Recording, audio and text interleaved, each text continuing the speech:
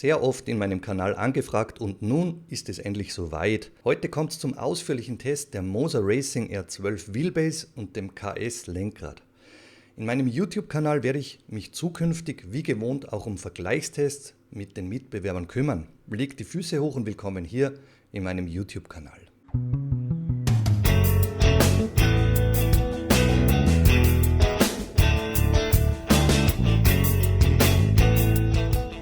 Zu Beginn wie gewohnt der Disclaimer. Das Bundle wurde von Moser Racing zur Verfügung gestellt und über den österreichischen Distributor simracer.at vermittelt. Vielen Dank, lieber Gerhard, dass du über simracer.at zum wiederholten Male Reviews für unsere deutschsprachige Community ermöglichst. Ihr könnt das komplette Moser Racing Portfolio und vieles mehr in meinem Testcenter selbst unter die Lupe nehmen.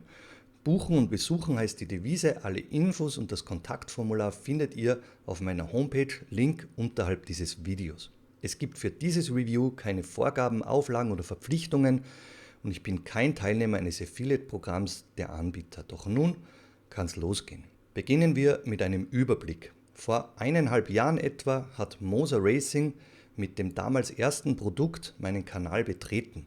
Das Review rund um die Moser Racing R16 Wheelbase habt ihr seither über 30.000 Mal angeklickt und weitere Reviews zum R9 und GS Wheel wie auch Testvergleiche mit anderen Mitbewerbern sind in meinem Kanal zu finden und wurden sehr oft von euch angeguckt. Hinter Moser Racing steht ein globaler Player von Kamerastabilisierungssystemen, sogenannten Gimbals.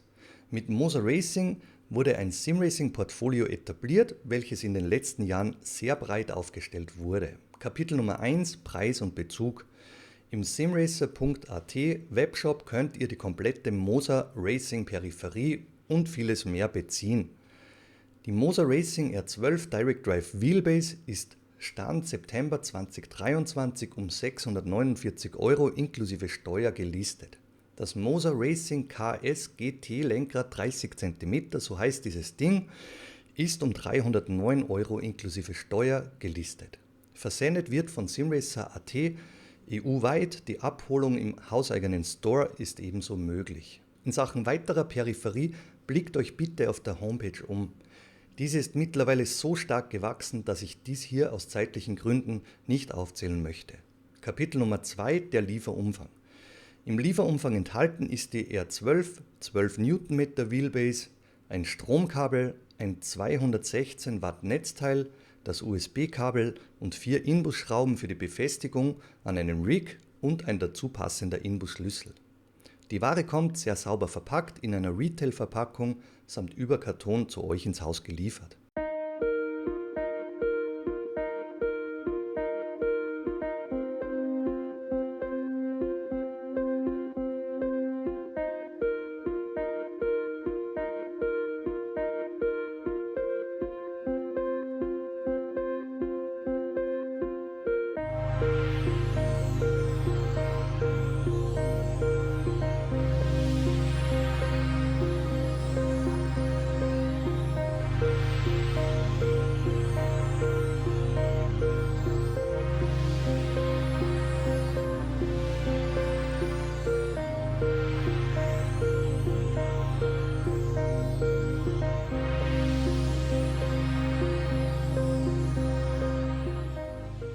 Gleiches gilt für das KS-Lenkrad, welches mit Stickern und einer Pinzette zu euch ins Haus kommt.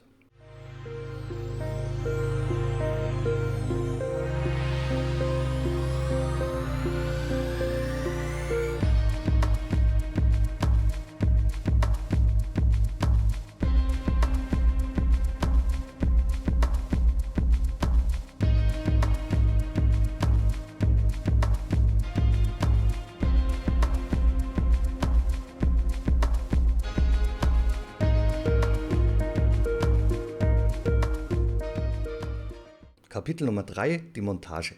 Die R12 Wheelbase habe ich in diesem Test an einem Simetic X2 Cockpit betrieben. Die R12 Base wird unterseitig über 4 Gewindelöcher an die Wheelplatte des Rigs geschraubt. Das Lochbild des Simetic X2 Cockpits ist vorhanden und somit kann die R12, ohne die Bohrmaschine in die Hand nehmen zu müssen, sofort montiert werden. Das Lenkrad wird über den bekannten Energy Quick Release an der Wheelbase aufgesteckt. Dies gelingt werkzeugfrei, irgendwelche Pins oder Überwurfmuttern sind nicht vonnöten. Machen wir weiter mit Kapitel Nummer 4, die Kompatibilität der Hardware. In Sachen Hardware-Kompatibilität handelt es sich bei Moser Racing um ein System, welches mit den eigenen Moser Racing Lenkrädern kompatibel ist. Drittanbieter-Lenkräder können mit dem optional erhältlichen Quick Release Adapter von Moser betrieben werden. Moser Racing Lenkräder können ebenso unabhängig von der hauseigenen Moser Wheelbase genutzt werden, indem man die Lenkräder mit dem Moser Universal Hub und in weiterer Folge direkt mit dem PC verbindet. Kapitel Nummer 5, die Kompatibilität von Plattform und Software. Das Moser Racing Portfolio ist Stand September 2023 uneingeschränkt mit dem PC kompatibel, wenn der Spielesupport gegeben ist. Der Xbox-Konsolensupport wurde mit dem Moser R3 Bundle auf der Gamescom 2023 veröffentlicht. Videos dazu findet ihr in meinem Kanal und ich versuche ein R3 Bundle alsbald ins Haus zu bekommen, um dies für euch reviewen zu können. An weiteren Konsolenkompatibilitäten arbeitet Moser Racing bereits. Über meine getesteten Anwendungen sprechen wir dann ausführlich in ein paar Minuten im Rennstreckentest. Weiter geht's mit Kapitel Nummer 6, die Power. Die R12 Wheelbase bringt laut Hersteller ein Spitzendrehmoment von 12 Newtonmeter an die Motorachse. Um das Kräfteverhältnis einzuordnen, liegt die R12 Wheelbase damit im Bereich einer EasyTech La Prima 12 Newtonmeter oder Logitech DD Pro Wheelbase mit 11 Newtonmeter. Ein Thrustmaster T818 bietet 10 Newtonmeter genauso wie eine Symagic Alpha Mini Wheelbase. In Sachen Kräftevergleich spürbar darunter finden sich Moser R9 bzw. Fanatec CSL DD bzw. DD Pro mit dem Boost Kit und rund um die 8 Newtonmeter Drehmoment ein. Die direkten Vergleiche mit den Mitbewerbern werde ich euch in den nächsten Wochen bzw. Monaten in meinem Kanal hochladen. Kapitel Nummer 7, die Technik. Direct Drive Wheelbases wie die hier vorgestellte R12 Wheelbase unterscheiden sich von den damaligen herkömmlichen günstigen Wheelbases im Antrieb, bei denen damals dies alles über Zahnrad oder Kombinationen von Zahnrad und Riemen ausgeführt wurde. Bei den heutigen Direct Drive Wheelbases sitzt das Lenkrad direkt auf der Motorachse und die ganzen Telemetriedaten, die werden spiellatenzfrei übertragen, so wie dies eben auch im realen Motorsport dann der Fall ist. Über die ganzen technischen Gegebenheiten und Unterschiede haben wir sehr oft in meinem Kanal gesprochen. Klickt in meinem Kanal immer auf Videos, scrollt zurück und holt die passenden Reviews bei Bedarf nach. Die Kühlung der R12 erfolgt passiv und somit ohne Lüfter. Weiter geht's mit Kapitel Nummer 8, die Technik, Abmessungen und Ausstattung der R12 Wheelbase und des Lenkrads. All diese technischen Details sehen wir uns am besten wieder live und direkt an der Base und dem Lenkrad an. Viel Spaß damit. Das Moser KS GT 30 cm Lenkrad bringt 1222 Gramm auf die Waage und wie im Namen schon gesagt, ein Lenkraddurchmesser von 30 cm. Welche Abmessungen kann ich euch noch durchgeben? So ein Butterfly-Design, das heißt hier außenseitig mit einer Bauhöhe von um die 170, mittenseitig zusammengehend auf um die 110, 115. Eine Länge bzw. Bautiefe von um die 105 und diese Encoder tragen mit um die 20 mm auf. Kommen wir zum Auslösefeedback dieser Buttons. Ihr habt ein sehr kurzes Button-Feedback von lediglich 2-3 mm würde ich jetzt schätzen und die betätigt ihr mit um die 900 Gramm. Weiter zum Auslösefeedback hier unserer Shifter, der Shifter-Mechanik. Da sind wir gelandet bei einem Auslösefeedback von um die 1000 Gramm, würde ich die sagen, ja, um Kilogramm Auslösefeedback und die analogen Pedals von der Ausgangslage bis zur Endlage hin um die 750 Gramm. Das ist so ein mittelkräftiges Auslösefeedback. In Sachen Ausstattung seht ihr hier ein symmetrisches Lenkrad mit 2, 4, 5 Buttons je Seite. Ihr habt dann entsprechende Joysticks, die ihr da betätigen und bzw. drücken könnt. Ein Drehen ist hier nicht möglich und dann habt ihr Farbencoder hier eingelassen. Das ist die vorderseitige Ausstattung. Zusätzlich noch so ein LED-Drehzahlband, beleuchtete Buttons entsprechend Und wenn wir dieses Ding umdrehen, der bekannte Quick Release, auf den mehrere Mitbewerber setzen, mit diesen 6 oberseitig, 4 unterseitigen Kugeln, die dann entsprechend auf der Wheelbase einrasten. Innenseitig die entsprechenden Spring-Loaded Pins, die Kontaktflächen für die Strom- und Signalübertragung. Hier unterseitig könnt ihr noch so einen Port, so einen Anschluss sehen. Da könnt ihr dieses KS-Lenkrad auch mit Third-Party-Wheelbases betreiben, sprich so ein Kabel zu einem Moser Racing Adapter und diesen wiederum an den PC angeschlossen, ist halt mit diesem Lenkrad autark, unabhängig von der Wheelbase unterwegs. In Sachen Material und Haptik, ihr habt bei den Griffflächen so Rubber Grips, die fühlen sich relativ glatt an. In Sachen Gehäuse, das ist so ein Verbundkunststoff, und in Sachen Shiftermechanik, das sind gestanzte Metallteile, die hier Moser Racing verbaut, mit einer Dicke von 2 mm. Auch die Shifteraufnahme, das könnt ihr hier gut sehen, entsprechende Brackets aus eloxiertem Aluminium, soweit ich dies richtig erkennen kann. Magnetik-Shifter hier eingelassen, die Magnete mit entsprechend Pol und hier innenseitigem Gegenpol. Die Shiftermechanik ist gedämpft, das könnt ihr hier sehen, wenn ihr innenseitig reinblickt. Da habt ihr ins Gehäuse eingelassene so mini kleine Pads aus Kunststoff, die dann entsprechend die Schaltmechanik etwas dämpfen. Und auch hier oberseitig innen, ich glaube, ich bekomme hier die Kamera nicht mit rein, sind auch in diese Auflage entsprechend kleine Pads eingelassen. Da kommen wir gleich zur Geräuschkulisse. Wie laut bzw. leise hört sich dieses KS-Wheel an aus direkt unmittelbarer Entfernung. Ich lege euch das mal hier so hin.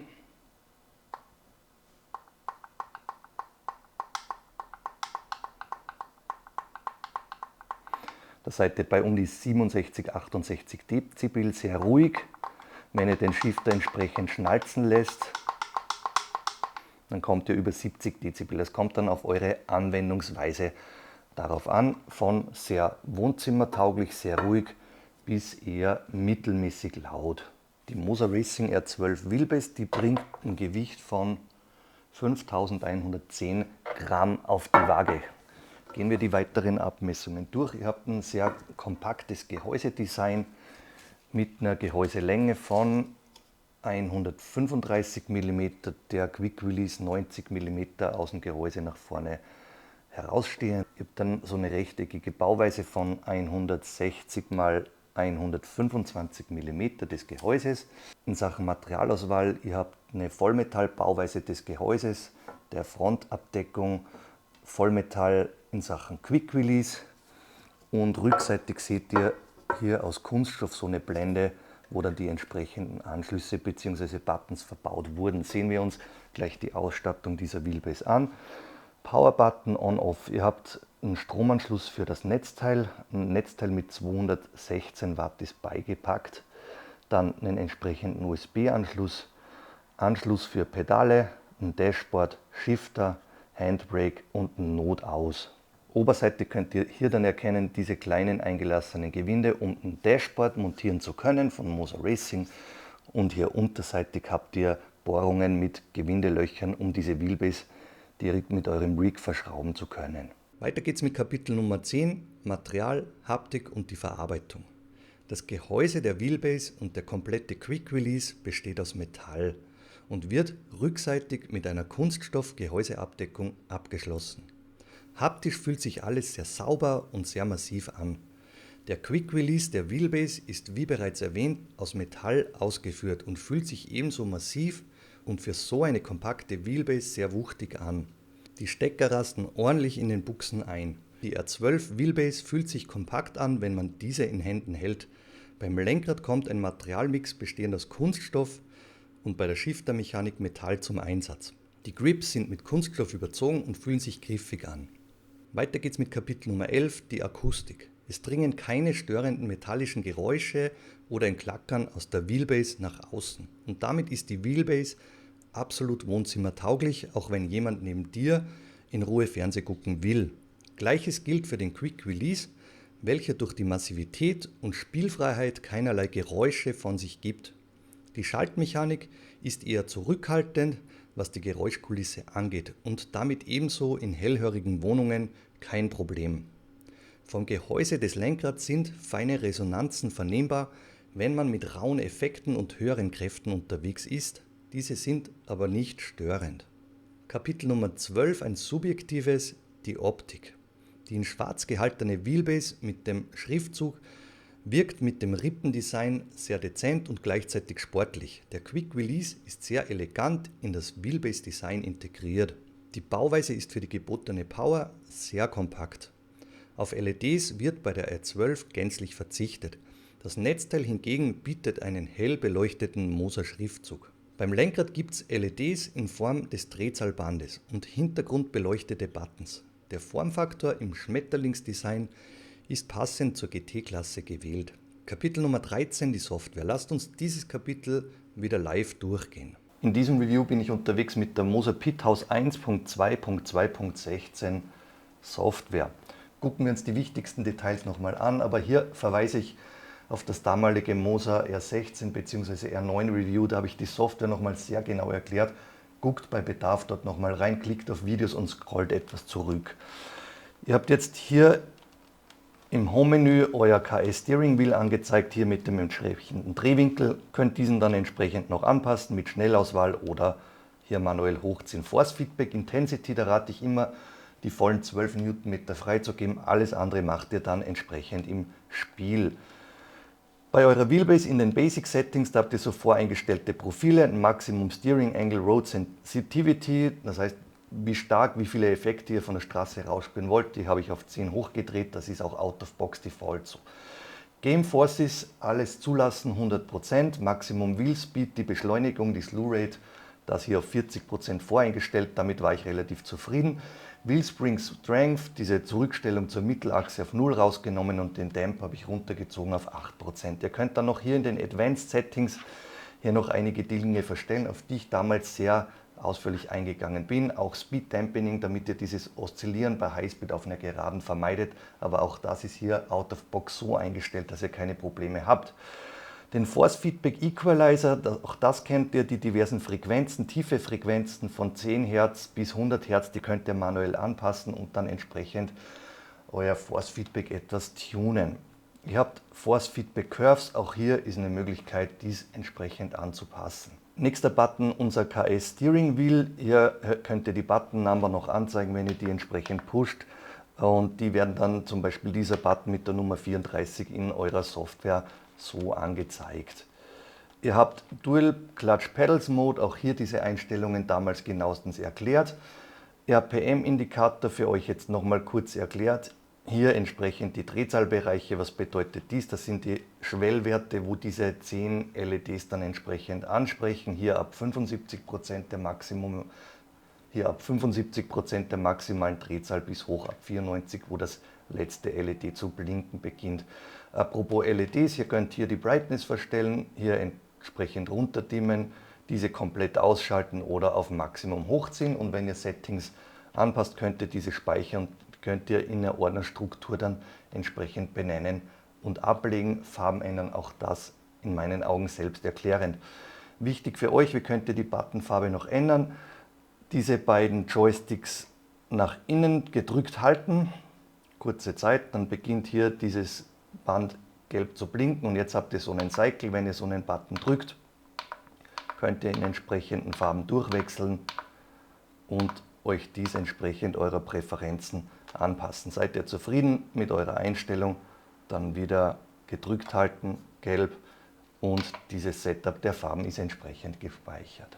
Ihr habt dann hier noch weitere Peripherie, wenn vorhanden die Pedale, dann ein entsprechendes Dashboard, der USB-Konnektor, mit dem ihr dann so ein Wheel autark von der Wheelbase direkt mit dem USB-Kabel anstöpseln könnt.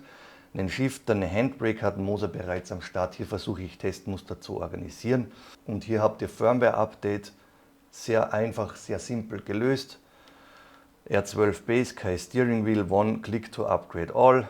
Machen wir dies alles in Echtzeit. Dies funktioniert wunderbar, sehr schnell.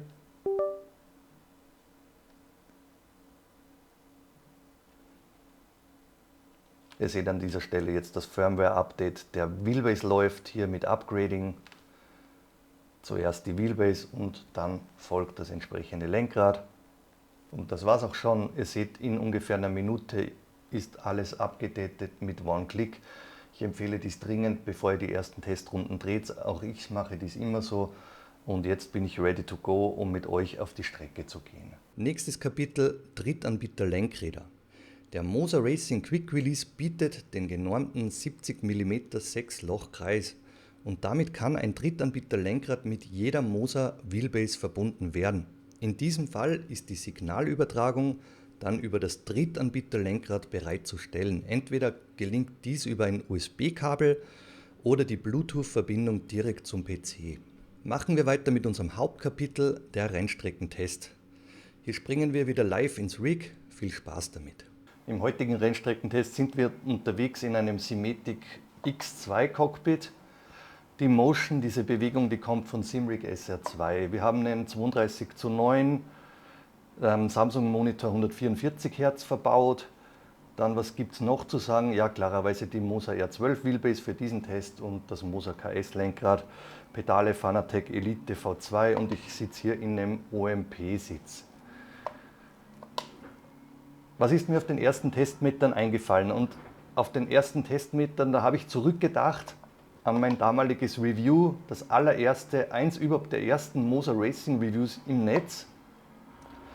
Ich habe jetzt nochmal nachgeguckt, das war Februar 2022. Im November oder Dezember 2021 auf der SimRacing Expo damals hat mich Moser Racing informiert, es kommt ein neues Produkt, eine neue Direct Drive Wheelbase auf den Markt. Dann war ich sehr gespannt, was denn da kommt und hin und her, habe etwas recherchiert. Aha, okay, da steht Butzen im Hintergrund, dieser bekannte Gimbal-Hersteller. Und im Februar 2022 war es soweit, ich hatte die Moser R16 im Testeinsatz, ein Video, das ihr über 30.000 Mal geklickt habt, großes Interesse da war. Ich kann mich gut erinnern, die hat gut performt, vom Force-Feedback für mich, ich liebe diese rauen Settings, das wisst ihr aus meinem Kanal, war es oft etwas zu gedämpft, etwas zu neutral, gut, aber etwas zu neutral. Und hier hat Moser Racing jetzt in der letzten Zeit, die R9 hatte ich dann im Test und jetzt mit der R12 einiges gemacht in Sachen Force Feedback Performance, auch in Sachen rauerer Effekte, mehrere Details ist einiges weitergegangen. Das kann ich euch jetzt schon rückmelden. Ich habe jetzt schon mehrere Stunden mit diesem Ding verbracht, aber schon auf den ersten Metern ist mir aufgefallen, ich spüre die Details feiner raus. Ich bekomme rauere Effekte, wenn ich das will, mit der Dämpfung runter in der Pithouse Software hier ans Lenkrad geliefert. Und das ist für mich ein wunderbar positiver Aspekt, den hier jetzt Moser Racing an den Start bringt bzw. weitergebracht hat. Was bedeutet dies jetzt hier auf einer Rennstrecke? Wir sind mit Assetto Corsa Competizione in dem 488 Ferrari GT3 unterwegs. Ich habe jetzt das Force Feedback, lasst mich gucken, mit dem Multiplier auf 0,8 eingestellt. Das heißt, von den maximal 12 Newtonmetern bin ich jetzt im Bereich von um die 10 Newtonmeter unterwegs. Du spürst wunderbar raus hier diese Rumble Strips auf der Außenseite jetzt der Strecke.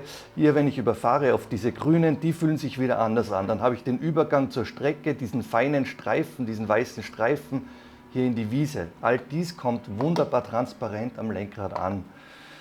Feine Effekte, raue Effekte, klare Effekte, das arbeitet die Moser R12 wunderbar raus. Ich bin immer noch etwas gehypt, so kennt ihr mich normalerweise nicht als sehr objektiven Reviewer, aber hier ist richtig viel weiter gegangen. Untersteuern, das könnt ihr hier gut sehen, etwas viel am Gas, Lenkrad wird leicht, ich spüre den Grip-Verlust und dann, wenn der Grip wieder kommt, auch das lässt sich wunderbar abbilden.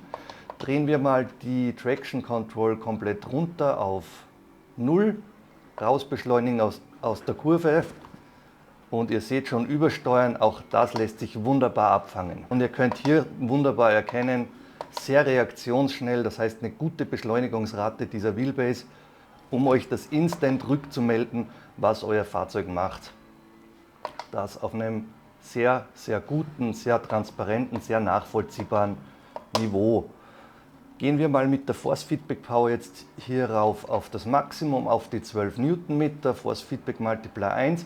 Ich rate immer hier im Treiber, in der Moser Pithouse Software, das maximale Drehmoment der Base zuzulassen. Das rate ich für jedes Produkt, das ihr am Start habt. Und alles andere macht ihr dann softwareseitig, das heißt in-game und regelt dann entsprechend runter. Maximal 12 Newtonmeter Drehmoment, das kann ich so nachvollziehen mit meinen unzähligen Wheelbases, die ich getestet habe. Das ist eben im Bereich gelandet von Asetek La Prima Wheelbase 12 Newtonmeter. Es ist etwas über dem Logitech DD Pro mit 11 Newtonmeter angesiedelt. Was haben wir noch in dieser Klasse? Simagic Alpha Mini mit 10 Newtonmeter Drehmoment. Und es ist schon nochmal deutlich spürbar, das muss ich euch rückmelden, über der Moza R9. Das heißt, wenn du jetzt in Sachen Power nochmal ein gutes Stück drauflegen willst, dann wirst du dich eher bei der Moza R12 wiederfinden. Heißt nicht, dass eine 9 Newtonmeter Wheelbase schwach ist, keineswegs. Aber wenn du die entsprechenden Reserven am Start haben möchtest, ich habe gestern wieder einen Kunden hier in meinem Testcenter gehabt, der hat mir rückgemeldet, ja, diese 11, 12 Newtonmeter, die möchte ich am Start haben. Ich möchte diesen starken Gegendruck am Lenkrad, mir macht es Spaß von der Immersion. Ich spüre besser, wie abgebildet ein Unter- und Übersteuern stattfindet. Eventuell für Longstints 12 Newtonmeter, naja, da hat er mir rückgemeldet, da würde ich etwas runtergehen, eventuell. Aber ihr seht, das ist ja sehr anwendungsabhängig, anwendungsspezifisch. Ich mag kräftiges Force-Feedback, bin meistens zwischen kleinen Lenkrädern 10 Newtonmeter, großen Lenkrädern bis zu 15 Newtonmeter Peaks unterwegs. Und hier bildet Moza Racing mit der R12 die absolute optimale Mittelklasse, so diesen Sweet Spot ab. Den Sweet Spot, was heißt Sweet Spot?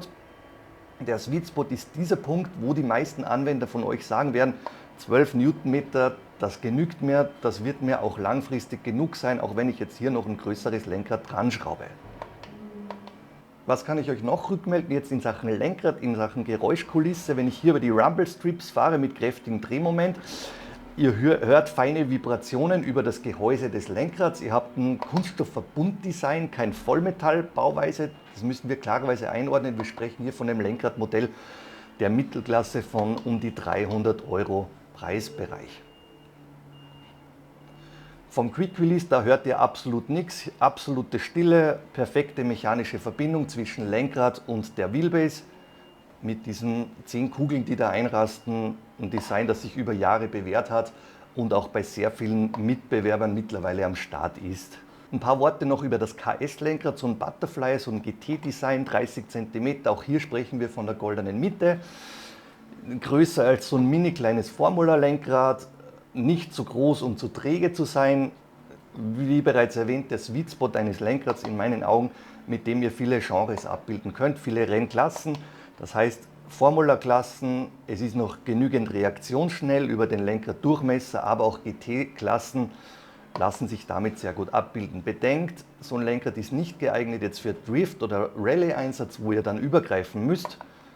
Das ist klarerweise ein Formfaktor, der jetzt für diese Klassen nicht geeignet ist. Ansonsten ist dieses Lenkrad sehr unspektakulär designt. Das heißt, wenn ihr dies in die Hand nehmt, habt ihr sofort ein sehr vertrautes Gefühl. Ihr müsst euch hier auf nichts Großartiges einstellen. Ihr habt eine gute Ergonomie, genug Platz für eure Daumen hier, für eure 3 Finger an der Unterseite. Diese Rubber Grips, die fühlen sich, gebt mir einen Moment, ich bleibe mal etwas stehen, um mich besser konzentrieren zu können. Diese Rubber Grips, die fühlen sich glatt, aber doch noch etwas griffig an.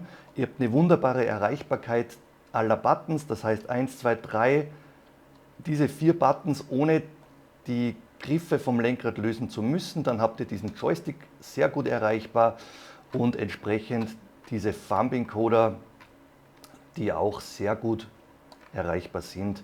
Dann in der Mitte habt ihr diese Rotary Encoder und die Schaltpedals, die sind sehr gut erreichbar mit meinen mittelgroßen Händen, in guten Abstand.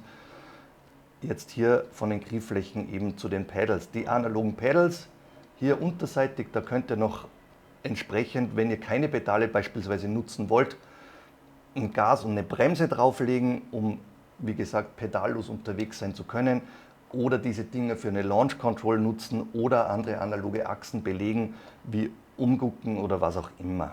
In Sachen Beleuchtung lassen sich diese Dinger eben über die Pithouse Software anpassen, auch das ist möglich. Das war es jetzt von meinen Rennstreckentests. Lasst uns die Sache nochmal zusammenfassen.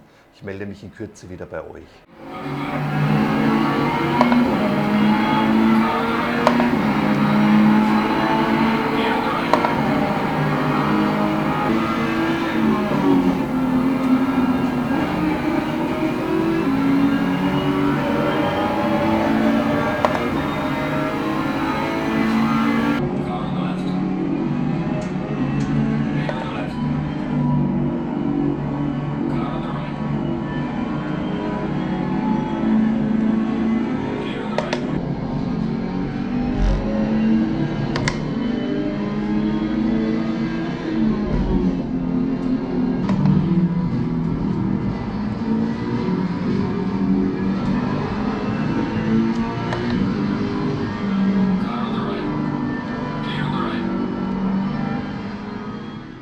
Zurück vom Rig kommen wir auf die Zielgerade, negative, neutrale, positive Aspekte sowie das Fazit und die Kaufempfehlung. Kapitel Nummer 16, die Nachteile.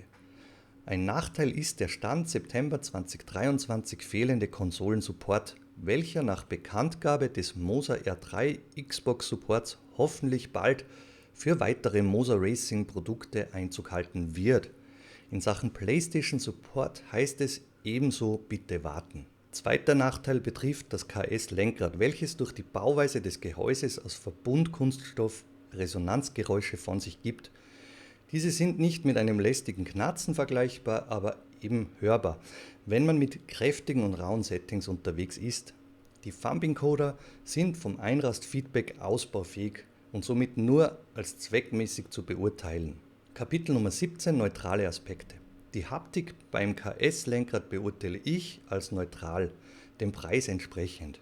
Die Oberflächen und Buttons aus Verbundkunststoff hinterlassen ein solides haptisches Gefühl, nicht mehr und nicht weniger, genauso wie das Betätigungsfeedback der Schaltmechanik. Die Haptik der Rubber-Griffflächen geht für mich als neutral durch. Hier würde ich mir haptisch edlere Alternativen wie Alcantara oder Ledergrips wünschen, auch wenn dies einen Aufpreis nach sich ziehen würde. Machen wir weiter mit Kapitel Nummer 18, die positiven Aspekte.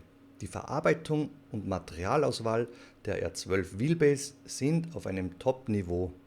Das Energy Quick Release System hat sich seit Jahren bewährt und bringt mit der R12 eine perfekte und zugleich spielfreie Verbindung zum Lenkrad an den Start. Vollmetallbauweise und kein Spiel führen zu einer perfekten Kraftübertragung. Das KS-Lenkrad punktet mit einem gut gewählten Formfaktor und einem Durchmesser der goldenen 30 cm Mitte. Ergonomisch gibt es nichts zu kritisieren. Zahlreiche Buttons und die Thumb-Encoder sind super erreichbar, der Abstand zur Schaltmechanik ist gut gewählt. In Sachen Software glänzt Moza Racing mit einer übersichtlichen Umsetzung und einer hohen Benutzerfreundlichkeit. Die für uns wohl wichtigste Kategorie ist die Rennstrecken-Performance. Und an dieser Stelle ist beim Moza Racing seit meinem damaligen R16-Test vor gut 1,5 Jahren viel weiter gegangen. Moza Racing hat das ehemalige Mittelklasse-Niveau in Sachen Force-Feedback-Performance spürbar nach oben geschraubt. Die Effekte kommen klarer und transparenter zur Geltung. Bei Bedarf kann die R12 wirklich rau betrieben werden, sehr transparent, ohne dabei zu mechanisch oder zu elektronisch zu wirken. Kapitel Nummer 19, das Fazit und die Kaufempfehlung. In Sachen Preis-Leistung steht für mich das Moza Racing Bundle bestehend aus R12, 12 Nm Wheelbase und dem KS GT-Lenkrad im Preisbereich von knapp 960 € und der gegebenen Ausstattung ausgesprochen gut da. Moza Racing hat in den letzten Monaten hart am Portfolio gearbeitet. Mittlerweile ist ein vorbildliches Ökosystem von unzähligen Lenkrädern, auch mit Display, dann Shifter, Handbrake, Dashboards und vieles mehr verfügbar. Weiters arbeitet Moza Racing an spannenden Produkten wie einem Truck Simulator oder einem Vision Wheel, das habe ich euch bereits von der Gamescom berichtet. In Sachen Nutzerfreundlichkeit und Software ist Moza Racing vorbildlich aufgestellt und dies setzt sich eben auch bei der Rennstrecken-Performance fort. 12 Nm Drehmoment ist ein Sweet Spot, der den meisten Anwendern genügen wird.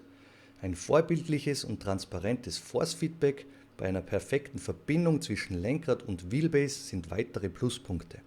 Moza Racing spricht mit dem R12 KS Wheel Bundle anspruchsvolle Anwender an, die wirklich etwas Geld in die Hand nehmen wollen und zukunftssicher in das Simracing Hobby investieren möchten. Wenn du zu dieser Zielgruppe gehörst, dann kann ich an dieser Stelle eine klare Kaufempfehlung aussprechen. Moza Racing hat in den letzten beiden Jahren seine Hausaufgaben gemacht und hat sich vom Underdog zum großen Player auf der Simracing-Bühne gemausert. Vor einem spannenden Ausblick über die geplanten Moza Racing Reviews und andere Peripherie seid nun ihr am Zug. Wie gefallen euch die neuen Moza-Produkte und denkt ihr daran, auf den Moza-Zug aufzuspringen? Bitte vergesst an dieser Stelle nicht, meinen Kanal zu unterstützen, da ich ausschließlich auf euren Support angewiesen bin und ich auch in Zukunft keine Affiliate-Links anbieten werde. In diesem Punkt steht noch immer meine Meinung, dass sich diese extrem ausführlichen und aufwendigen Reviews nur dann für euch lohnen, wenn dies möglichst objektiv geschehen kann und ich euch bei einem Besuch in meinem Testcenter nicht zum Kauf eines bestimmten Herstellers hinberaten werde, wenn ich im Hinterkopf hätte, dass ich da was dazu verdienen könnte. Kapitel Nummer 20, ein spannender Ausblick. Parallel zu den Moser-Testläufen und dem geplanten R3-Review ist bereits der Simracing Expo Besuch gebucht. Weitere Reviews in Sachen Gamescom 2023 erwarten euch in meinem Kanal.